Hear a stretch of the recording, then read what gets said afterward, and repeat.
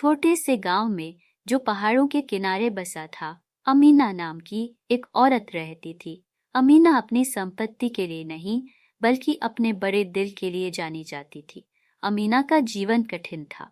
उसका छोटा सा मिट्टी का घर बारिश में तपकता था और उसका साधारण खाना अक्सर सिर्फ चावल और दाल होता था। लेकिन अपनी गरीबी के बावजूद अमीना का दिल दया और प्रेम से भरा हुआ था।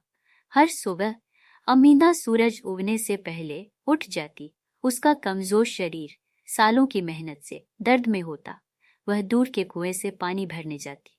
उसके हाथ भारी बाल्टियां उठाने कठोर हो चुके थे। वापसी पर वह अक्सर गांव के लोगों को कठिनाइयों में देखती। कोई बूढ़ा जो कुएं तक चल नहीं पाता, कोई माँ जिसके पास अपने बच्चों के लिए खाना नहीं था, या कोई पड़ोसी जो बीमार था और काम नहीं कर सकता था। बिना किसी हिचकिचाहट के अमीना उनकी मदद करने को तैयार रहती। जो भी थोड़ा बहुत उसके पास होता, वह उसे बांट देती। एक रोटी, एक कप चावल, या फिर बस अपना समय। लोग उससे पूछते, अमीना, तुम्हारे पास खुद के लिए बहुत कम है, तुम इतना कैसे दे देती हो? अमीना हल्की सी मुस्कान के साथ जवाब देती। उसकी आंखों में नरमाहट होती, क्योंकि मुझे पता है कि कुछ ना होने का क्या मतलब होता है। जब तक मेरे पास देने के लिए कुछ भी है, मैं दूसरों को कष्ट में नहीं देख सकती।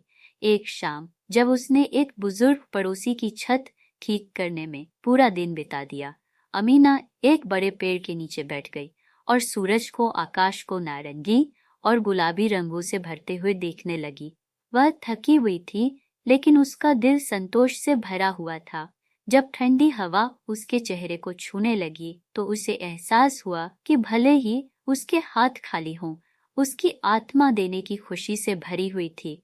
गांव में उसका नाम आशा का प्रतीक बन गया। लोग अमीना की उदारता से प्रेरित होकर एक दूसरे की मदद करने लगे। भले ही उसके पास बहुत कम था, अमीना की दयालुता सूरज की किरणों की तरह फैल गई और जिसे भी छूती उसे गर्माहट से भर देती।